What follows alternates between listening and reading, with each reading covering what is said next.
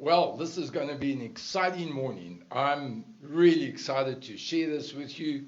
We're doing the series Volcanic Marriages and looking at practical aspects of having a great marriage. And this morning, I really am excited about what I'm going to share. And I know that all of us need to hear this. It doesn't matter how long we've been married or if we just married. And for those of you most probably going to get married, well, it's good advice. And as you saw from the title, it's called Date, Date, Date. Yes. And I'm going to share two absolute golden keys in making this a tremendous time and how you view it and how you look at it. And I'm sure it's going to help you and it's going to avoid anything erupting in the marriage and it's going to bring really joy into each other's hearts.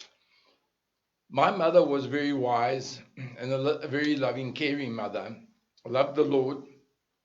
And when Tish and I got married, she said this to us: we will never interfere in your marriage.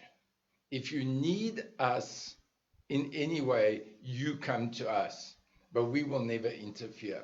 The second thing she said, which was really a key for us in early years of marriage, especially after having our firstborn, my mom said, when that baby comes, I'm not giving you an option. Once a month, you bring that baby to us, we will babysit, it will sleep at our house, and you and Tish go and have a date night. And that was one of the best things she could have done for us. Those of you who've had kids and had a baby, and especially the first one, wow, it's a little bit of a turmoil, and you've got to adjust and get used to things. And man, those date nights were so precious. And it doesn't matter how long you've been married or how old your children are. I want to recommend a date night. I went to a seminar many years ago where a very wise man said that him and his wife set a certain night, especially when the kids were older and they could stay on their own and they didn't need babysitters. They would go out for the night, in the morning, wake up wherever they have a nice breakfast, spend the morning chatting, talking about everything except work and home. And after a few months of doing this, they skipped 1 or 2 weeks. And eventually the kids came and said, hey, when are you going to have a date night again? And so the parents laughed and said, do you want us out the house? And they said, no, but you're so different when you come back from your date night. Even the children noticed the change in the parents. You need to invest in this. It's an absolute investment for your marriage. So what I'm going to do is just throw out a few suggestions and things, and then I'm going to give you a really golden key to making this a great time. Number one, don't wait for the other partner in the marriage to make the move to arrange a date. Often the wives want the husbands to be the man and the lead and to, woo her, which he should be doing, and make her feel special and take her out.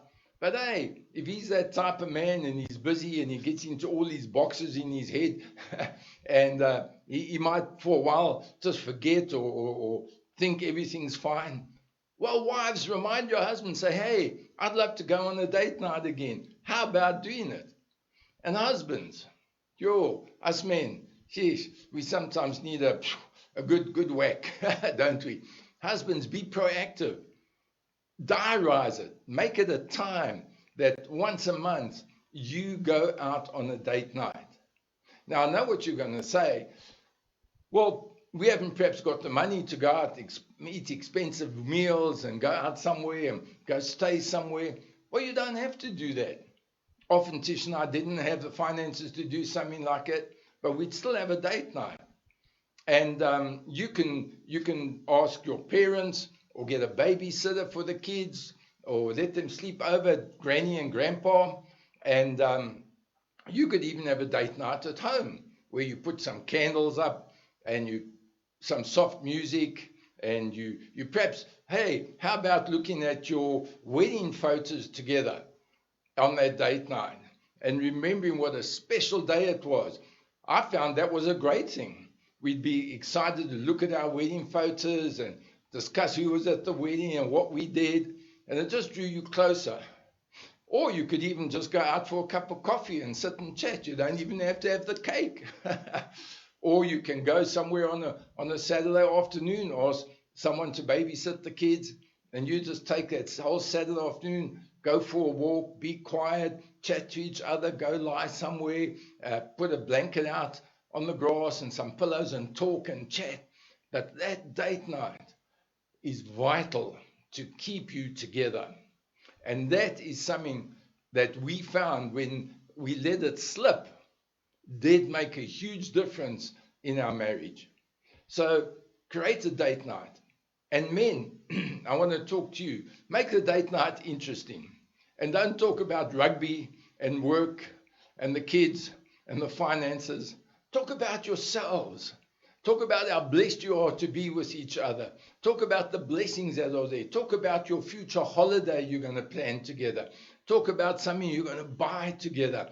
Get together and get a oneness in that date night. Or if you're at home and you can even put a blanket on the floor with some pillows and prop yourself up against the couch and go through memories and have a nice cup of hot chocolate and maybe a chocolate as well. And talk about nothing. And what I'm saying by nothing is just talk sweet nothings to each other. Just enjoy each other's company. Now, the first key I want to share with you this morning, and Tish and I used to hear this often when we counseled people in marriage.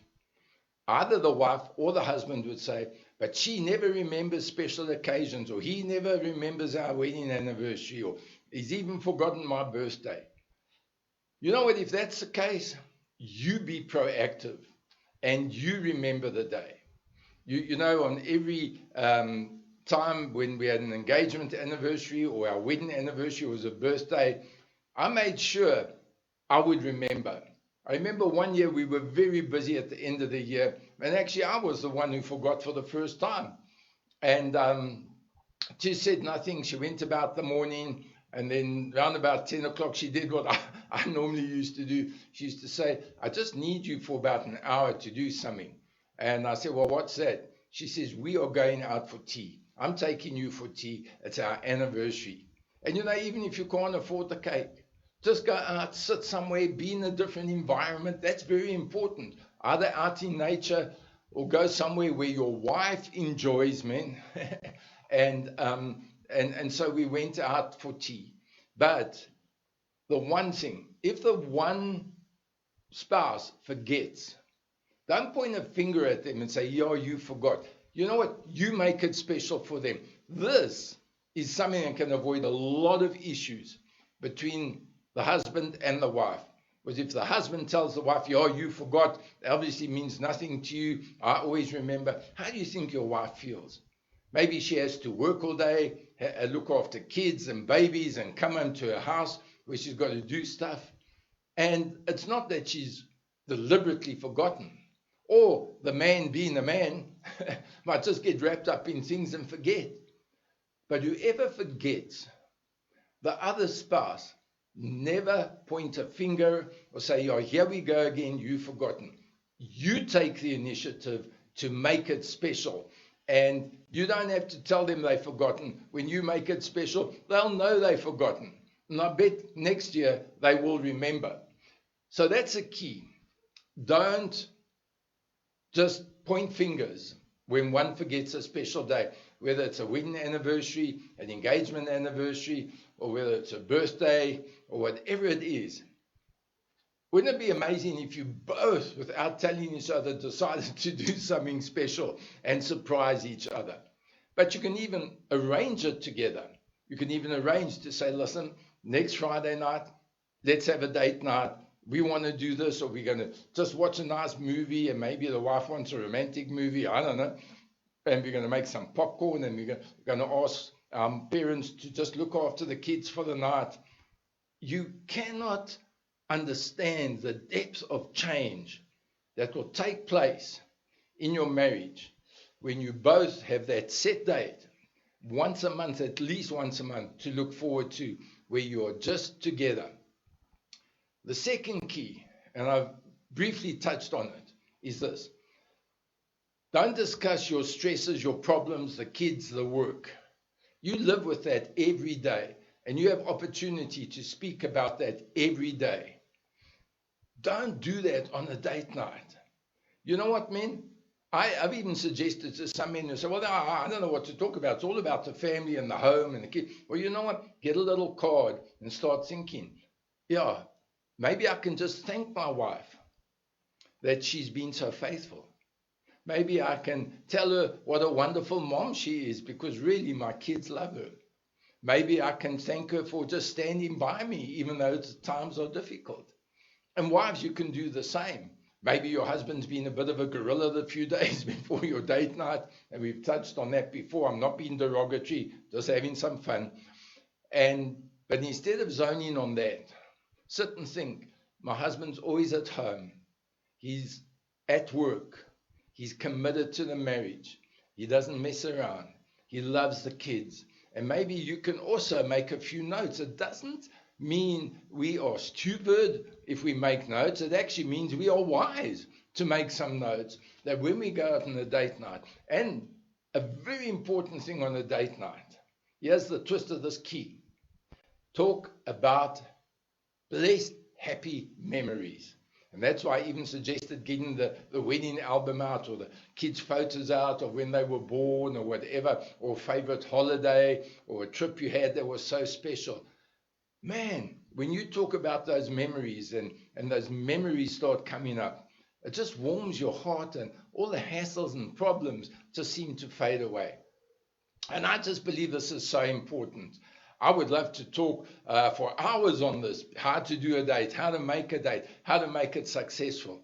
But the biggest key is the first one I gave you. Remember, don't accuse the other one. I remember when Tish was doing the Verve Women's Conference, and I'm going to touch on this now, but our engagement anniversary is in August. And sometimes she'd be so busy preparing with Tish, always felt she needed to be well prepared, and I believe that was part of the success of Verve. And she might be engrossed in preparing and reading and studying and looking at things, and she might just forget our engagement anniversary.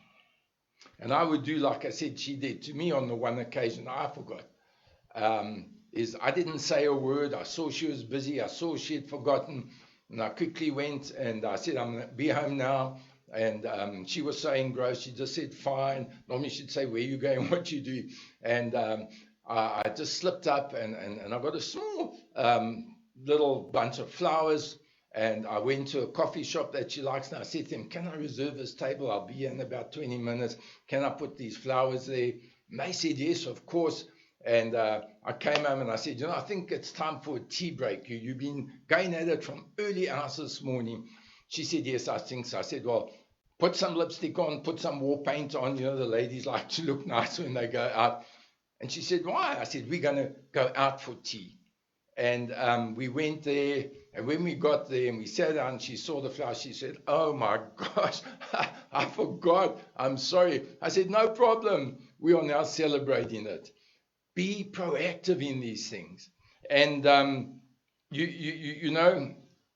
I want to read a familiar story to you all.